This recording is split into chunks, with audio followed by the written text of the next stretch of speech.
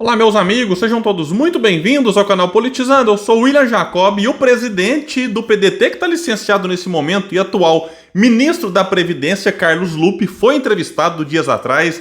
Olha, uma entrevista longa, mas muito importante. Eu separei aqui o que eu considero os principais trechos para analisar com vocês. Ele cutucou o Haddad, partiu para cima do abuso praticado pelos bancos, criticou também, se disse surpreso pela postura dos bancos públicos e, segundo alguns estão comentando, deu algumas mitadas nessa entrevista. Eu separei elas aqui, mas antes de eu falar sobre tudo isso, eu quero pedir a sua ajuda. Se chegou no canal, não está inscrito e puder, se inscreva, nos dê essa força, ativa o sininho das notificações, deixa like se gostar do vídeo. Se não gostar, dedinho no dislike, comenta aqui embaixo e compartilha para que mais pessoas venham para esse espaço, porque aqui a gente luta por um Brasil melhor.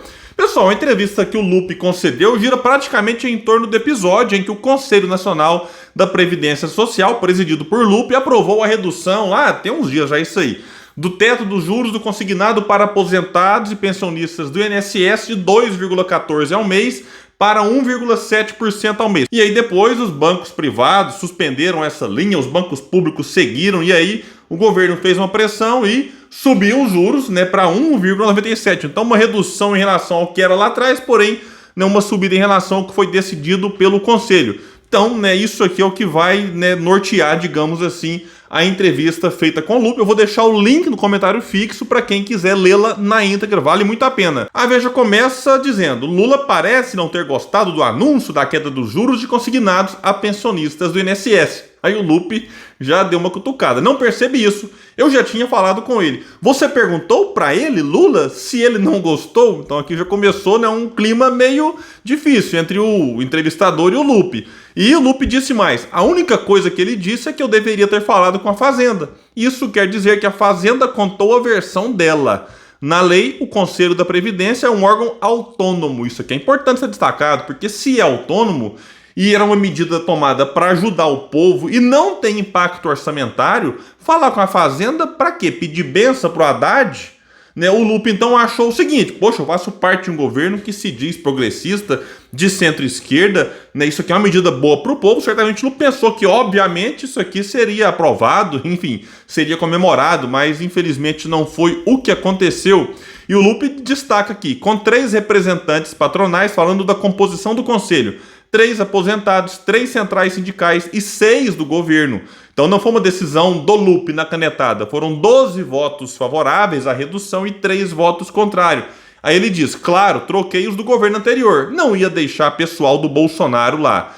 Todo mundo dizia, isso aí tem que baixar mesmo, inclusive o Rui Costa, que é o ministro-chefe da Casa Civil. Sobre a postura do Rui, que ele se disse aqui favorável à redução dos juros, me surpreendeu, porque foi divulgado pela mídia que, assim que teve a redução, 2 ministérios ficaram irritados com a decisão, que é o da Fazenda, do Haddad, e o da Casa Civil, do Rui Costa. Agora aqui a Veja continuou.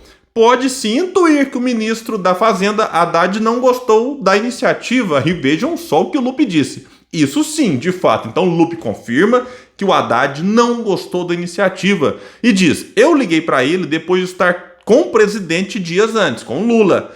Disse: estou ligando por dever de lealdade, vou baixar os juros dos consignados. Ele retrucou: toma cuidado aí, porque os bancos podem deixar de emprestar. Bom, eu gostei da postura do Lupe aqui, porque se o CNPS, o conselho, é autônomo, pela lei, não tinha que pedir bênção pro Haddad, Então ele informou apenas por dever de lealdade. O Haddad, ultimamente, olha, vem sendo elogiado por figuras como Paulo Guedes. É isso mesmo, Paulo Guedes diz aí que o Haddad é um liberal enrustido e que está satisfeito com as primeiras movimentações. O João Dória é outro que elogiou. Então o Haddad tem sido liberal demais, na minha opinião. Isso é arcabouço fiscal, já falei também muito disso aqui, não vou me alongar sobre ele. A Veja perguntou: a sinalização de Haddad não serviu de alerta, indício de que a decisão cairia mal? O Lupe respondeu: ele não foi taxativo, mas há um aspecto positivo. Abrimos a discussão. Os bancos não admitiam juros abaixo de 2%, mas deixei claro com os bancos que, sem acordo, arbitraríamos uma faixa que seria fechada. Então não ficou como o Lupe e o Conselho queriam, mas mesmo com o silêncio covarde de muitos ditos progressistas, o assunto foi debatido por muitos outros, enfim. Isso aqui ocupou algum espaço aí na mídia. Então, enquanto tem uma galera querendo discutir todes, o Lupe foi lá e discutiu a questão dos juros, que é um absurdo no Brasil. Agora vejam aqui o nível da próxima pergunta do jornalista.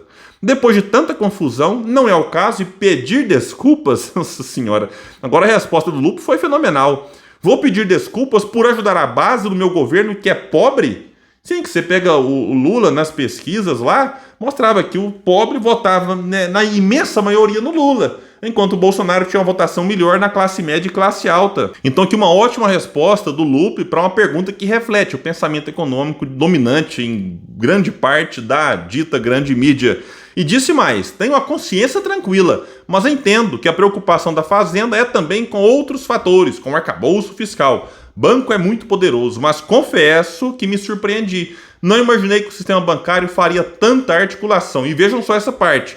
Isso eu quero confessar aqui, a ponto do meu Banco do Brasil e da minha Caixa aderirem 2 dias depois. Então, Lupe confessa a surpresa com os bancos públicos aderirem. Né? Isso, para mim, na minha opinião, é um crime, um absurdo inaceitável. Né? Porque o banco público ele tem também que cumprir o seu dever social. A Caixa Econômica nem tem participação de acionistas como o Banco do Brasil. Então a Caixa poderia, se fosse o caso, trabalhar com margem zero, até para atrair esse público que está na imensa maioria com os bancos privados. Então, já falei várias vezes, não quero me estender sobre esse ponto aqui, mas, enfim, foi lamentável essa postura. Se a gente fosse observar no governo assim, realmente comprometido com enfrentar esses problemas de frente, tinha que demitir quem deu a ordem para a Caixa e Banco do Brasil suspender a linha de crédito, fazendo parte desse cartel vergonhoso e criminoso dos bancos privados. Outra pergunta da Veja: teria feito de outro modo? Se tivesse a informação de que a Caixa e o Banco do Brasil mudariam de ideia, com certeza. Aqui também o Lupe revela o seguinte, que ele, né, de boa fé, achou que o Banco do Brasil e Caixa, eu também achei, fossem aderir ao estabelecido ali pelo Conselho. E aí ele foi pego aqui de surpresa. E disse: o sistema financeiro veio como um bulldog contra mim. Acha que sou contra bancos. Sou contra os abusos dos bancos. Todo mundo concorda com redução de juros, mas o mercado é poderoso e perigoso. Então o Lupe separa bem aqui. Bancos são necessários, a gente pode gostar de banco ou não, mas o banco cumpre ali também o seu papel. Agora, o problema é o abuso. E esse abuso, você não pode deixar... não, vamos esperar, deixa os bancos livres aí para eles fazerem o que eles quiserem. Então esse abuso tem que ser contido.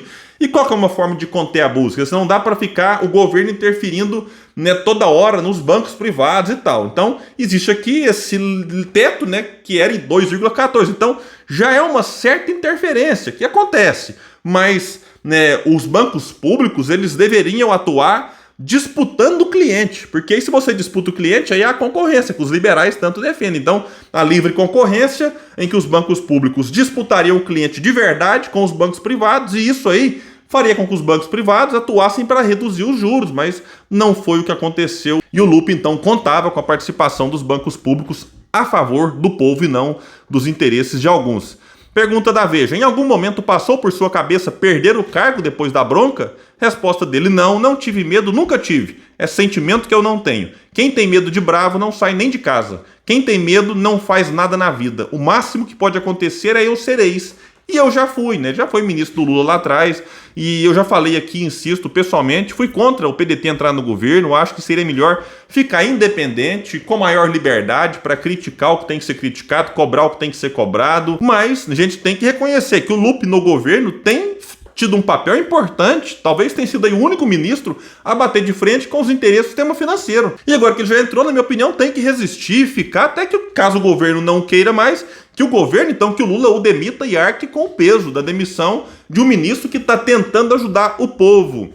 A Veja, então, né, continua insistindo: mas, ministro, o impacto econômico da iniciativa parecia evidente. A resposta do Lupe: qual impacto econômico pode ter o empréstimo direcionado para quem tem a garantia do salário? Zero. Só tem impacto qualquer tipo de linha de crédito que tenha risco. E aí a Veja insiste: não é o que dizem os bancos. Vejam agora a resposta do Lupe aqui. Aí é a ganância de querer ganhar mais. Palmas para o Lupe, direto e reto, simples assim. Eles não suspenderam lá atrás porque ficaria inviável. Eles disseram, mas vai acreditar no que o banco diz? Tenha santa paciência. O problema é que eles querem ganhar cada vez mais. E o teto de 1,7 reduziria o que eles ganham no lombo do aposentado. Então o Lupe aqui foi muito feliz na sua resposta. E a outra pergunta é que o senhor defende a autonomia do Banco Central? Lupe respondeu: acho absurdo o presidente do Banco Central ter mandato. Teria que coincidir com o mandato do presidente eleito, porque aí cria uma política econômica dissociada da voz das urnas. Aí no fim do ano, o Bolsonaro fez a mudança para esse camarada até o fim de 2024. É como se tivessem ministros de Estado com mandato também. Eles têm visão ortodoxa da economia. Não ouvem ninguém, parece conclave de papa. Quem são eles para fazer isso com a sociedade brasileira? Ali ninguém é santo. O Banco Central é o conclave do Brasil. Na verdade, esse mandato de 4 anos foi decidido na votação, na aprovação, passou pelo Senado. E aí, por exemplo, o Campos Neto fica até o fim de 2024, aí o Lula depois indica um outro nome que vai ficar até o fim de 2028, ou seja, o próximo presidente, seja ele quem for, vai pegar, se não for mudado isso, 2 anos do presidente do Banco Central indicado pelo Lula. Então, bolsonaristas que agora comemoram ter um presidente do Banco Central que foi indicado por Bolsonaro, aí no governo, digamos assim, é independente, mas né, entre aspas, no governo Lula, né, daqui a pouco, se, né, e tomara que isso não aconteça, a extrema-direita volte ao poder, e aí eles terão que aguentar 2 anos de um presidente do Banco Central indicado pelo Lula. Aí quem agora está defendendo o Campos Neto, lá na frente vai criticar, porque a incoerência bolsonarista é um negócio surreal. Agora, vamos lembrar que a Gleisi Hoffmann estava em 2022, durante a campanha, elogiando o Campos Neto quando o juro já estava 13,75. Então agora o PT acaba enfrentando dificuldades, porque lá atrás não queria desagradar o mercado e agora está aí com o presidente do Banco Central, na minha opinião, um total incompetente que está lá sim para atender aos interesses do sistema financeiro. E só lembrando que o presidente do Banco Central pode sair antes se o Conselho Monetário Nacional pedir a sua exoneração. O governo tem maioria, são 2 votos do governo e 1 do Banco Central, que é do próprio presidente. E aí manda para o Senado e o Senado então aprova ou não a mudança. E aí tem que articular, tem que negociar. E a maioria é simples, basta 41 votos. Se você achar, mas o governo não consegue ter 41 votos, né, para isso, será que vai ter para aprovar outras medidas importantes para o povo? Vamos ficar 4 anos achando que não dá para fazer nada? Não, é porque não tem como fazer nada. Olha, isso é perigoso, hein? Isso é muito perigoso. Bom, então é isso, como eu disse, eu separei aqui o que eu acho são os principais pontos, mas vou deixar o link da entrevista completa no comentário fixo, vale realmente muito a pena. Quem gostou do vídeo, compartilha, espalha, bora trazer mais pessoas para esse espaço, porque aqui a gente luta por um Brasil melhor. Valeu, gente, até mais!